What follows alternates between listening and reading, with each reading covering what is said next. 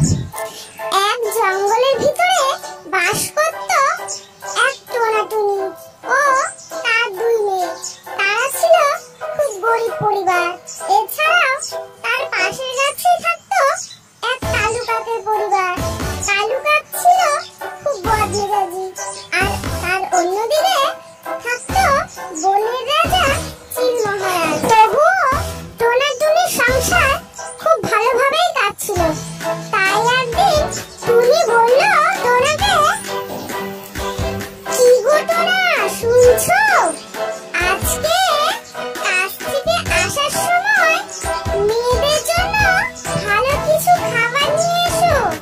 হ্যাঁ গো বাবা, আমার জন্য তুমি কুরকুরি নিয়ে এসো। নীলা মা, তোর জন্য কি নিয়ে আসবো রে মা? তুই তো কিছুই বললি না। বাবা, তুমি ভালো মতো কাজ থেকে ফিরে এসো, তাহলেই হবে। আমার জন্য তোমাকে কিছুই আনতে হবে না, তুমি বোনের জন্য এনো, তাহলেই হবে। নীলা ছিল খুবই বুদ্ধিমতী, আর বাবার কষ্ট সে বুঝতে পারত। বাবার কাছ থেকে কিছুই আবদার করতো না।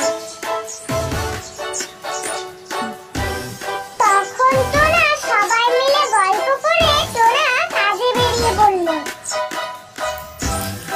আবার ওইদিকে কালু কাক তার বউ কাকলিকে বলতো,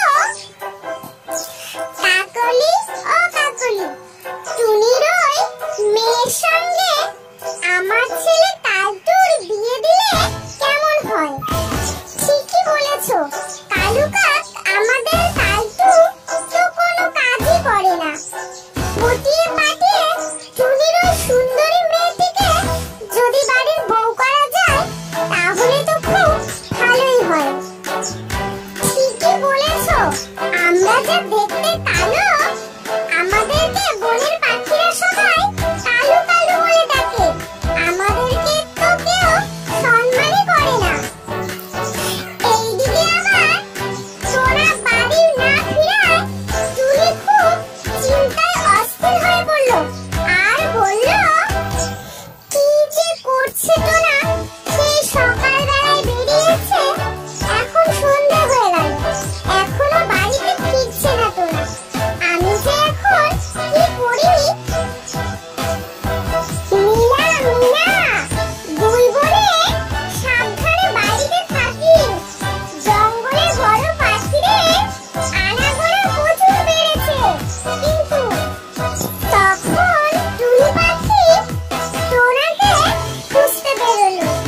টোনাকে খুঁজে পাবে কি করে?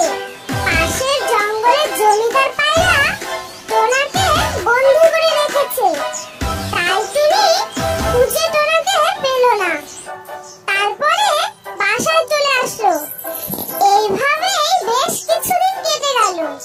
মারে নীলা, এইভাবে তোর বাবাকে ছেড়ে আমি আর কতদিন চলবো রে মা, বল? ঠিকই বলেছো মা, বাবাকে ছাড়া আমরা সবাই খুব অসহায় হয়ে পড়েছি। এই কথা বলতে বলতে কালু কাক আর কালু কাকের বউ এসে হাজির হলো, আর বলল, ও টুনি, আমরা এসে গেছি। তোমার কোনো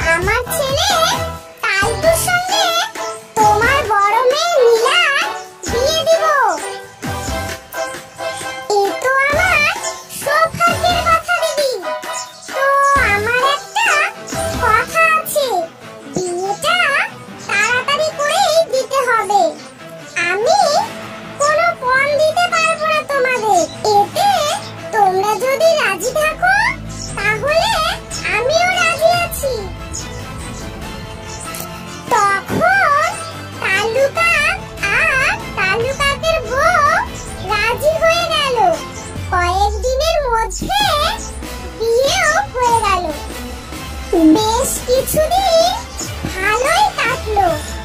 হঠাৎ একদিন নীলার শাশুড়ি নীলাকে বলল, তোমার মা তো আমাদেরকে পটিয়ে পাঠিয়ে তোমাকে আমাদের ঘরে চাপিয়ে দিল। এবার বাড়িতে গিয়ে তোমার মাকে বলো জমি বিক্রি করে আমাদেরকে যেন 2 লাখ টাকা দেয়। আমার কালটু কিভাবে সংসারটা চালাবে আর তোমাকে বা কিভাবে ভালো রাখবে? এ কি বলছেন মা? আমার মা এতগুলো টাকা কোথায় পাবে? আর আমার মা পটিয়ে পাঠিয়ে আপনাদের ঘরে চাপিয়েছে, না আপনারাই আমার মাকে পটিয়ে পাঠিয়ে আমাকে নিয়ে এসেছেন? কালটুর বাবা, কালটু তোরা কোথায় গেলি? এখানে এসে দেখ, তোর বউ আমার মুখে মুখে কিনাই তর্ক করছে। কোথায় গেলি? এখানে আয়, দেখে যা, দেখে যা।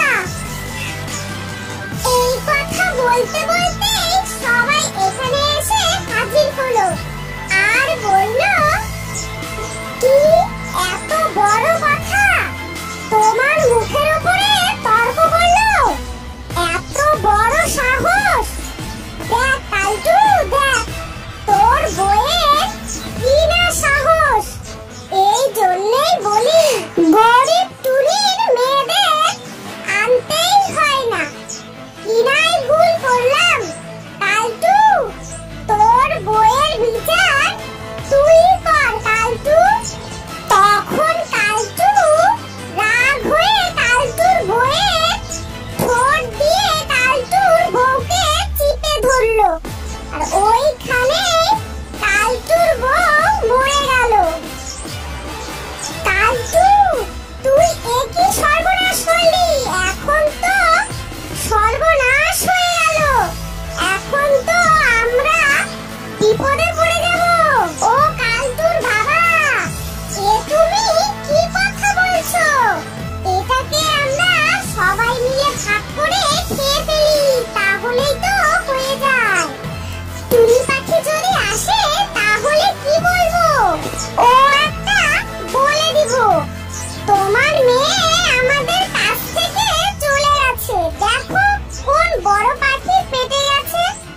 আমরা কি জানি? তখন সবাই মিলে নীলাকে ভাগ করে খেয়ে নিল।